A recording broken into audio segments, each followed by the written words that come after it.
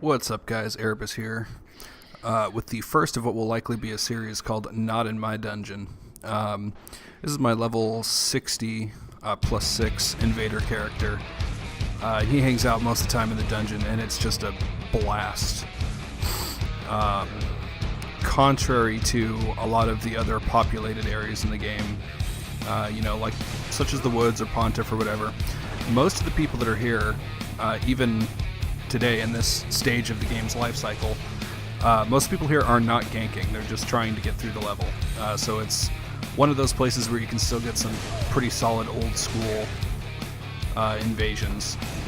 And it's just a blast. So here with this first clip, we have Host and a Phantom, and they are being extremely aggressive. So one of the great things about the Great Club is I can just swing straight into them. And they wanted to keep being aggressive, so they both died at the same time. Nice double kill.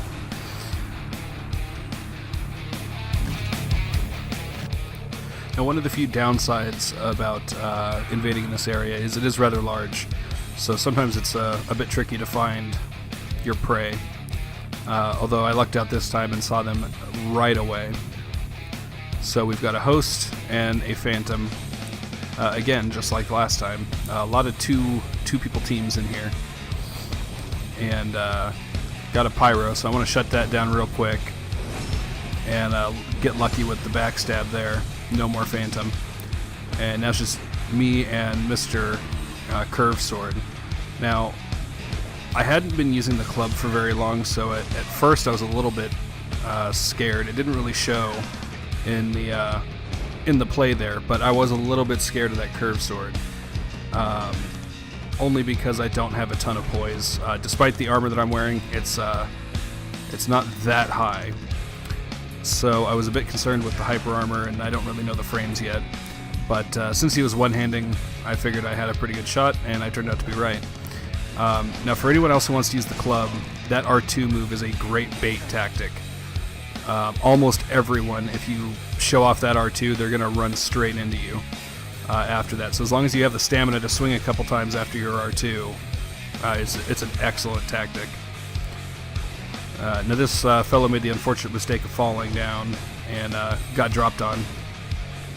So now he's just playing roll souls to try to find an opening to heal, which I don't give him. GG.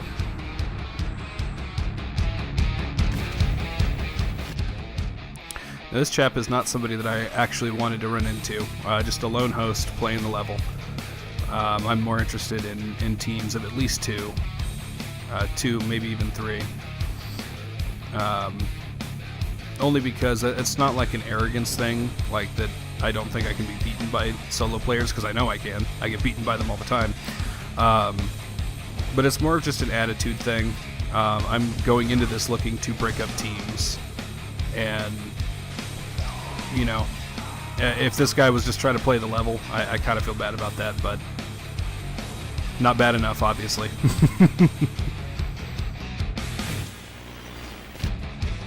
So this is kind of a fun one.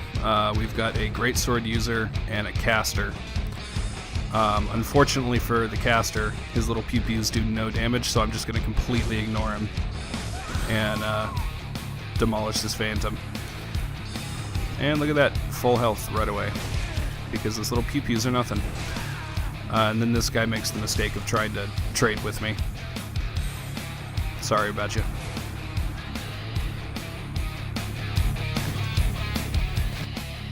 This one was a little bit funny, only because I didn't expect it to be honorable, and it ends up being a, honorable and fairly quick 1v1 here. But anytime I see a Thrall hat, I'm instantly wary of what I'm going to be dealing with. So, but it looks like this chap is, again, a lone host. He's a Pyro, clearly, and just trying to make his way through the level. Unfortunately, he's rocking that no health meta, so he couldn't take the two R1s. Although he wasn't at full health to begin with, but it is what it is.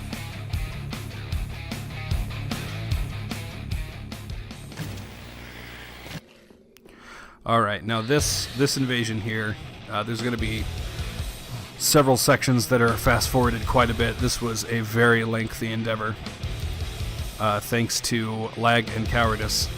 So at the beginning, everything's cool. We got a host and his phantom. You can see already the lag showing with the host, kind of gliding around and getting stuck in the middle of animations and whatnot.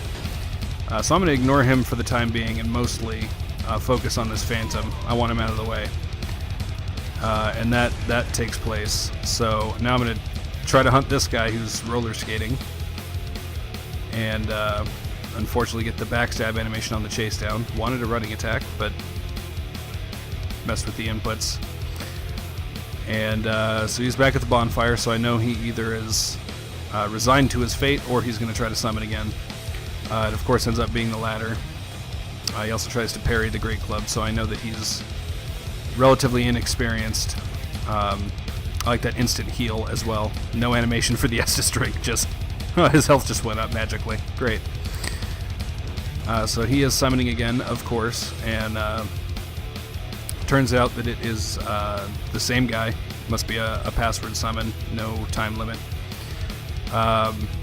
But I decide I'm not going to play that game because all that's going to happen is I'm just going to kill the Phantom again, and he's going to run back again and resummon. So I decide to wait for them a little bit later in the level. I could tell from the beginning that they were in fact progressing, or trying to, before I interrupted.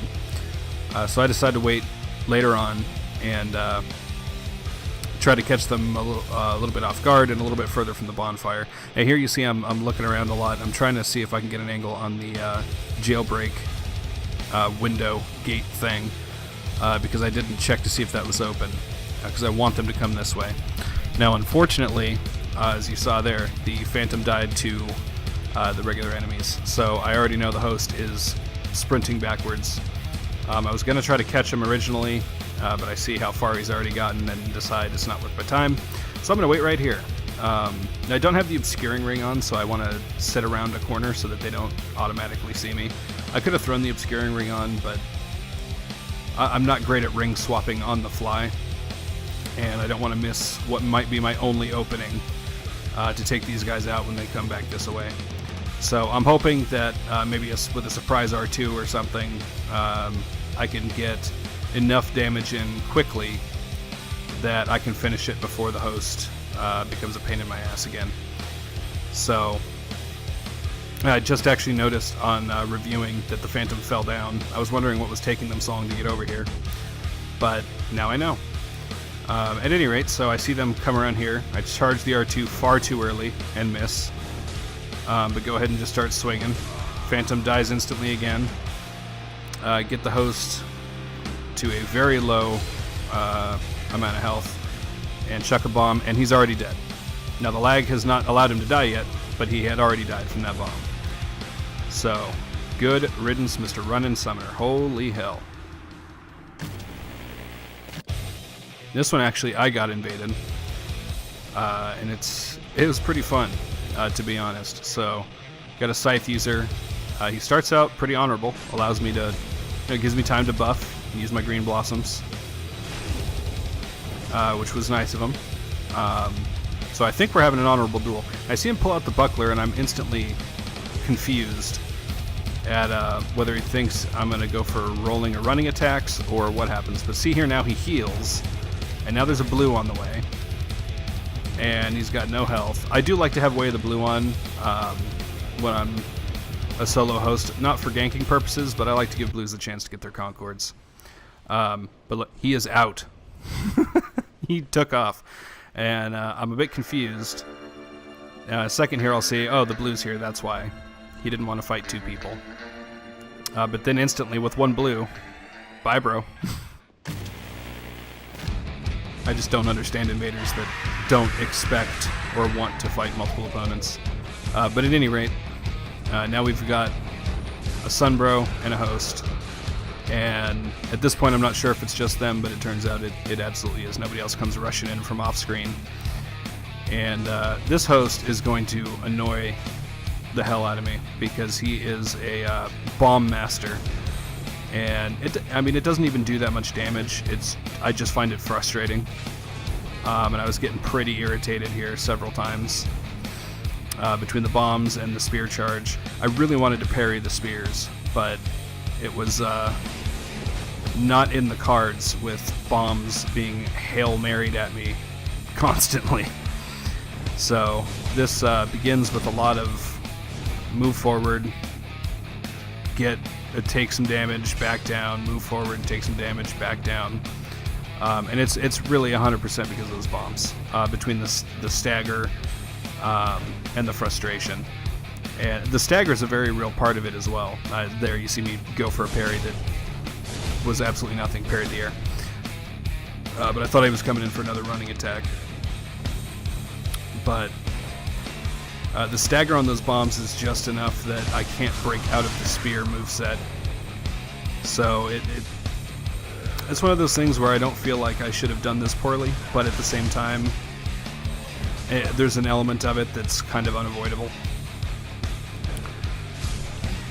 But I go ahead and let them take care of the ambient enemies here because they're no use to me anyway.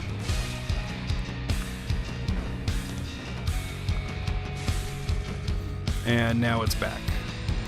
So I try to draw him in with the R2 and then R1 him, but he spaces it incredibly well and just goes for the charge. Good on him for that one.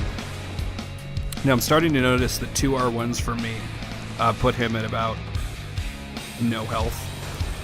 So I'm happy to see this jailer come in because I know she'll take just enough of his health away that I can double R1 him, and that'll be that, which is exactly how that turns out. And now it's just me and the bomb thrower. Go for the parry again because I thought he would actually swing instead of just running, but he didn't. And that's the end of that.